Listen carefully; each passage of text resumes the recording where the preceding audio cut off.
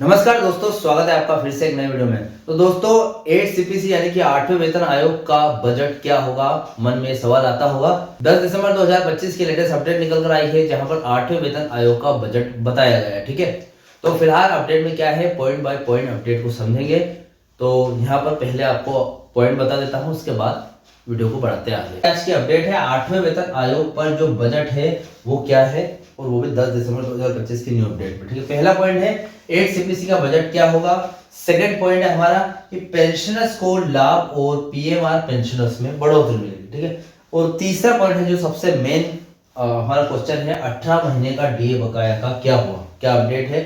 बहुत सारे सब्सक्राइबर मुझे इसी बात को लेकर सवाल पूछते हैं कि 18 महीने का डीए का क्या हुआ। ठीक है, तो ये हर एक अपडेट में शामिल करना जरूरी है, क्योंकि इस पर क्या अपडेट आ रही है, क्या चल रही है, सब कुछ बताना जरूरी है। ठीक है, तो चैनल पर ना तो सब्सक्राइब करें। मेरा नाम है सनू विश्वकर्मा। जानकारी यूजफुल लगे तो लाइक करके जरूर जाना। चलिए दोस्तों, बढ़ाते हैं वीडियो को आगे। तो दोस्तों 8 पे कमीशन जल्दी ही आने वाला है, यानी कि दिसंबर के बाद लागू होने की पूरी संभावना है।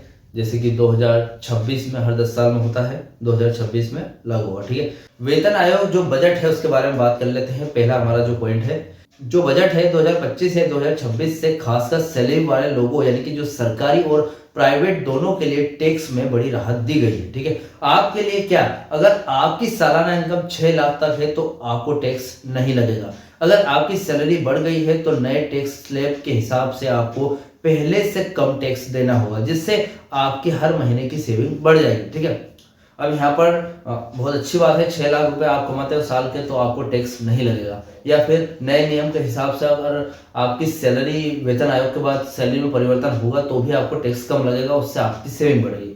पेंशनर्स के लिए भी यहाँ पर है, वरिष्ठ नागरिकों के लिए भी टैक्स छूट है। सीमा 50,000 से बढ़ाकर 1 लाख कर दी गई है। साथ ही फैमिली पेंशन टैक्स कटौती की सीमा भी बढ़ा दी गई है। आप देखिए, टैक्स में छूट भी मिली है, सैलरी वालों को सिटीजन सिस्टम में बड़ा फायदा हुआ है। सेकंड पॉइंट आता है हमारा, पेंशनर्स को लाभ मिलेगा और पीएमआर पेंशन में बढ़ोतरी होगी। ठीक है, देखिए पहले पीएमआर पेंशन की बात कर लेते हैं, जहां पर जो पीएमआर रिटायर्स जो ईपीएस 95 है उनकी। अब ईपीएस 95 पेंशनर्स के लिए बड़ी खबर है, इनकी न्यूनतम मासिक पेंशन को 1000 से बढ़ाकर 7500 के 7500 और इसके साथ डीए भी है करने का प्रस्ताव है। ठीक है, अब यह है बढ़ोतरी अप्रैल मई 2025 से लागू होने की बहुत ही ज्यादा उम्मीद है, लेकिन आधिकारिक मंजूरी का इंतजार किया जा रहा है। अगर यह लागू हो गया तो 65 लाख से ज्यादा पेंशनर्स को बड़ा फायदा मिलेगा। 8वें वेतन आयोग यानी कि 8 पे कमीशन पर सरकार ने साफ कर दिया है कि 8वें वेतन आयोग यहाँ पर सैलरी ही नहीं बढ़ेगी बल्कि पेंशन की समीक्षा भी करेगा।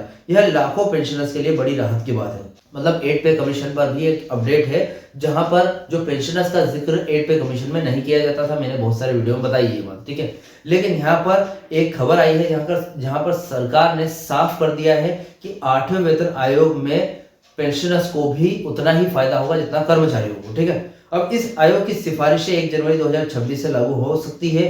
कुछ रिपोर्ट के मुताबिक पेंशन में बड़ी वृद्धि हो सकती है, जैसे 9000 से बढ़कर आपकी पेंशन हो जाएगी मिनिमम 9000 रुपए आपकी पेंशन है, उससे बढ़कर 10,000 या 20,000 हो सकती है। ठीक है, मतलब 20,000 22,000 की समथिंग हो सकती है।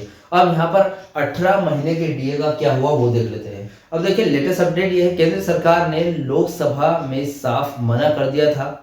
ठीक है, कोविड-19 के दौरान जनवरी 2020 से जून 2021 तक की जो रोकी गई 18 महीने की डीए-डीआर की किस्तें यानी कि बकाया अभी तक जारी नहीं की जाएगी।